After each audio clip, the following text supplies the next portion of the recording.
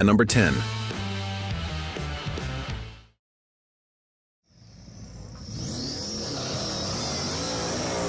Built on the now-defunct Valiant platform, the 1970 Plymouth Valiant Duster 340 was Chrysler's answer to the growing demand for a smaller, more compact muscle car that could compete with the Chevrolet Nova.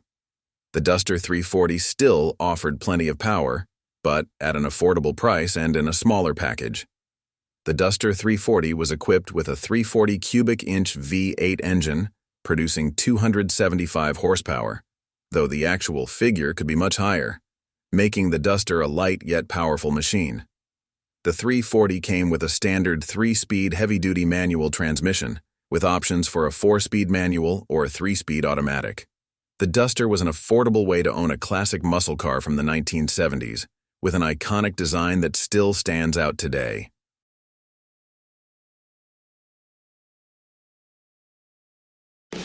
Number 9.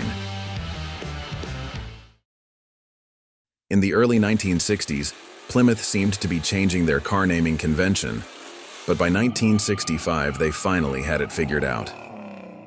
The Plymouth Satellite was available as a 2-door hardtop and a convertible, and it became the most premium model in the Belvedere line, being the midsize sporty coupe for Plymouth for several years afterward. The Satellite was redesigned in 1966 with a fresh but simple new look, and it was available with the Street Hemi engine with 2 4-barrel carburetors, making it one of Plymouth's most powerful cars at the time. Official figures listed the Hemi Satellite at around 425 horsepower, though actual output was likely much higher.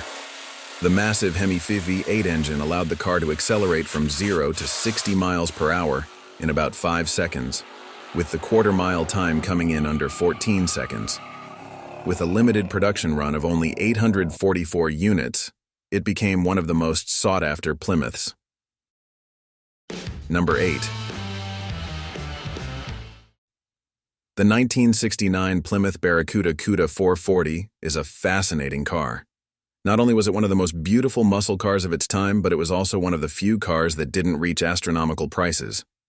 Plymouth was proud to equip the Barracuda with the largest engine available in a small muscle car, with the 440 cubic inch V8 and 3 2-barrel carburetors, producing approximately 390 horsepower. This allowed the Cuda 440 to accelerate from 0 to 60 miles per hour in about 6 seconds and achieve a top speed of over 130 miles per hour. However, the large engine presented challenges. The weight of the engine made the front end of the Cuda heavier, and there wasn't enough space under the hood for power steering or power brake components. Still, while the Cuda 440 might not have been the most powerful Plymouth muscle car, it was certainly one of the best. Number 7. Almost any Plymouth GTX could make this list, but the second-generation 1969 Plymouth GTX Hemi was the first to earn its place.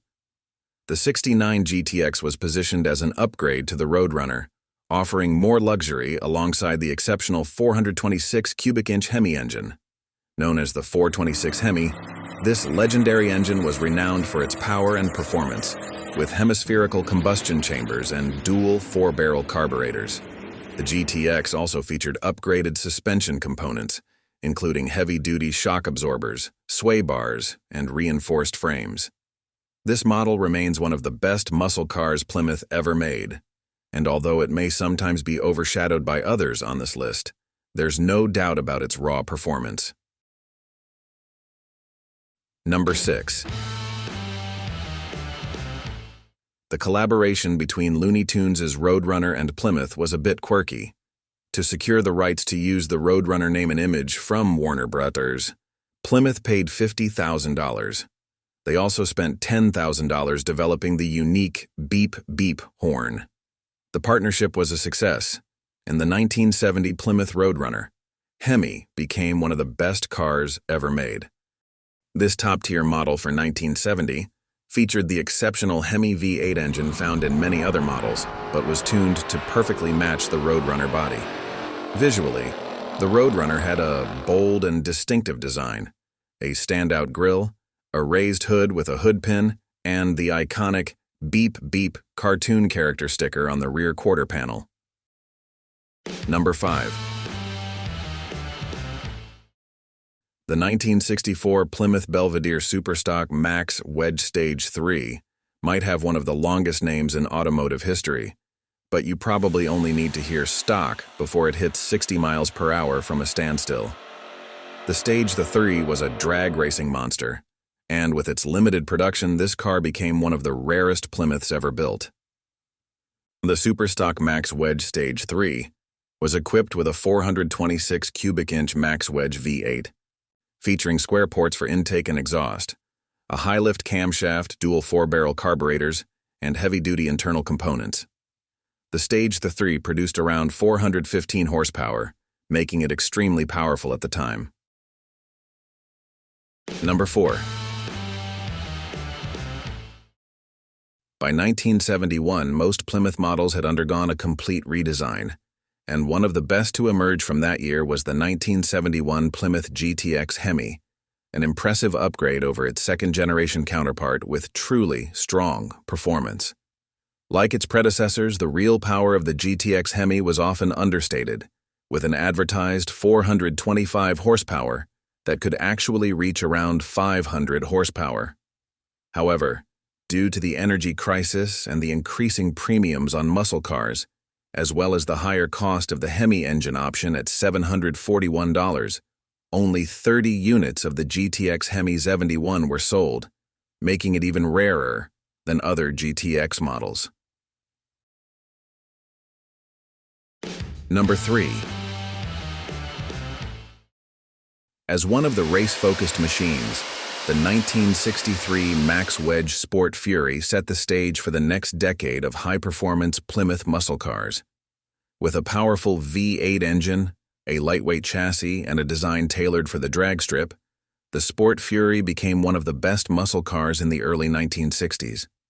The large Max Wedge Stage 2 engine found in the Superstock series allowed the Sport Fury to deliver insane performance, generating 475 horsepower and 495 pound-feet of torque, making it a dominant force on the drag strip.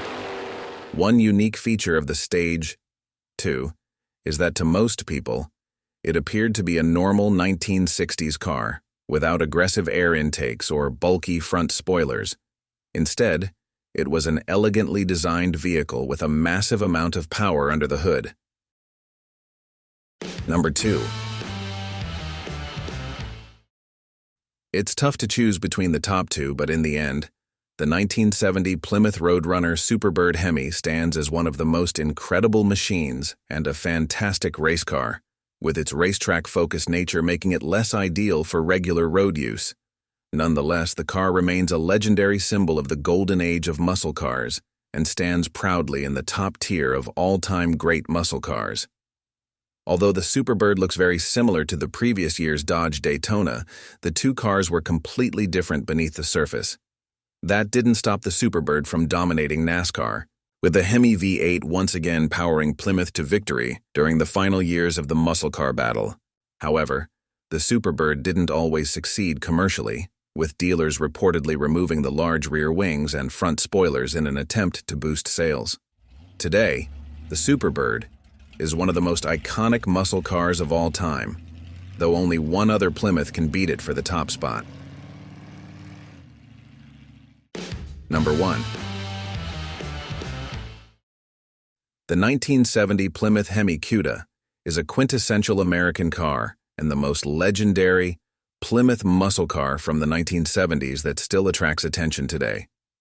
No matter how you look at the Cuda, it remains one of the most beautiful, powerful, and impressive cars from the muscle car era.